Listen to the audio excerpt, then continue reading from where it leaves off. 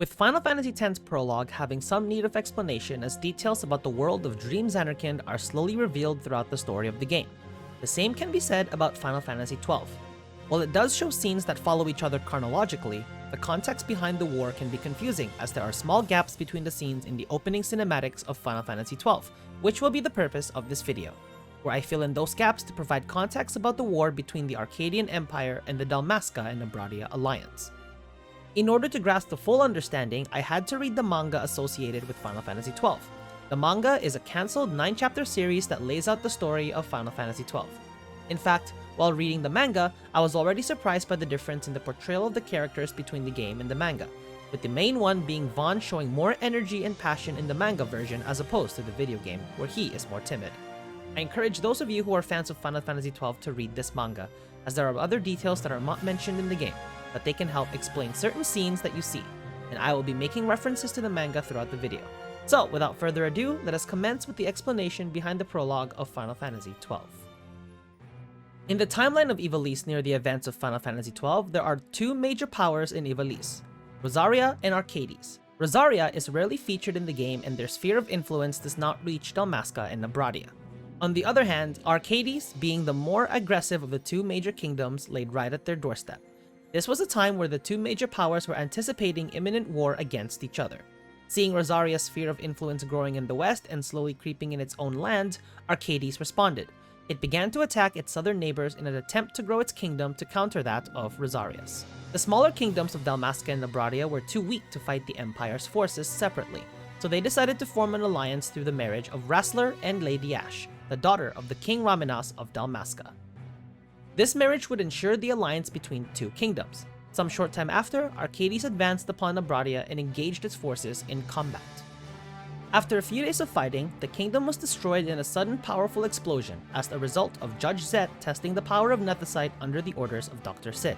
The fall of Nabradian sets up the scene for a direct confrontation of Dalmasca as it now leaves the Nalbina fortress vulnerable to Arcadian attack, and this is when we see the cutscene of Rassler rallying the troops for war, as well as the subsequent battle for Nalbina fortress. Now in the cutscene in Nalbina fortress, we see a rather even fight in the beginning, with Arcadian and Dalmascan soldiers fighting. The turning point in the battle occurs when the mages holding the paling over the fortress are killed by soldiers, allowing the airships to directly attack the fortress and force the Dalmascan soldiers into retreat. Fun fact, in the manga version, Judge Bergen and Drace participate in the battle as the pair do battle with Rassler and Bosch respectively. This takes place outside the Nalbina fortress as the Dalmascan cavalry attempt to assault the Arcadian forces before they even enter the fortress. As Bosch orders the retreat in the fortress, Rassler fights on until he is struck by an arrow from an Imperial archer and eventually succumbs to his wounds. With the loss of their leader, Dalmasca is forced into an unconditional surrender, which is where the prologue of this game begins with Rex, as he is part of a unit led by Bosch to prevent King Raminas from signing the treaty. Along the way, they fight off Arcadian soldiers and machines on their way to the king. After being briefly separated from the unit, Rex eventually reaches the throne room, where he discovers fallen Dalmascan and Arcadian soldiers, as well as the body of King Raminas on the throne. He eventually is stabbed by who appears to be Bosch, and Rex witnesses the subsequent capture of Bosch as he is accused of treason before succumbing to his injuries. It turns out what Rex witnessed in his dying moments was nothing more than a ruse devised by Vayne and Judge Magister Gabranth to frame Bosch, Gabranth's twin brother, for the death of Raminas and cause confusion and chaos amongst the resistance by making them believe that one of their own was the cause of the King Dalmascan's death, branding him a traitor. With the aftermath of this battle, Archades has occupied Dalmasca, with Vayne himself installed as the consul of Rabanastre, its capital city. Ashe was announced dead by her uncle, Marquis Ondor IV, under the orders of the Empire, but in reality, Ashe went into hiding with the resistance that was formed to oppose the occupying Arcadian army in Dalmasca with the goal of liberating the kingdom. As for Vaughn, the main character, has also grown a resentment towards the Empire due to the death of his brother, but he also harbors anger towards Bosch, whom he believes was the one who killed Rex, much to the plan of Vayne and Gabranth.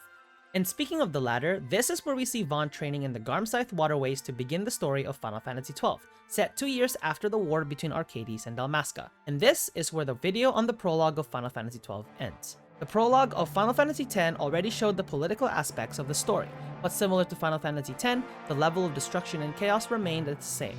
and the party of Final Fantasy XII sets out on a quest to destroy Archades while Ashe embarks on a quest to claim her birthright as the Dyna's king and supplant Imperial control over Dalmasca. Let me know what you think. The prologue of Final Fantasy XII makes sense? Did you find the preset of the game to be a little bit boring or exciting? In fact, while reading, the manga revealed more details about what occurred during the Battle of Nabina Fortress. Would you like me to cover this battle in its entirety?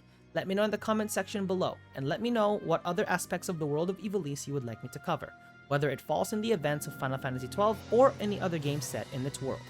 Other than that, leave a like if you enjoyed this video and subscribe to the channel to see more Final Fantasy lore content. Other than that, this is Enzo signing out, and I will see you all soon.